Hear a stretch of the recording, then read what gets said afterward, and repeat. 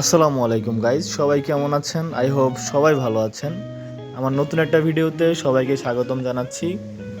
তো গাইজ, আপনাদের সাথে আজকে আলোচনা করব একটা গুরুত্বপূর্ণ বিষয় নিয়ে, সেটা হচ্ছে কোল্ড স্টার্ট।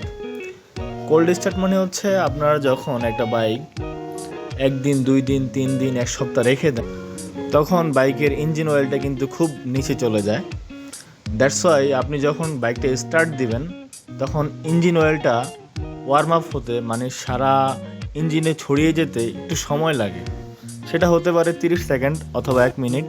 তো এই 30 সেকেন্ড অথবা 1 মিনিট যদি আপনারা আইডল আরপিএমে স্টার্ট করে রেখে দেন, তাহলে কিন্তু আপনার ইঞ্জিনের কোয়ালিটিটা অলওয়েজ ভালো থাকবে এবং ইঞ্জিনটা আপনাকে লং একটা সার্ভিস দিবে।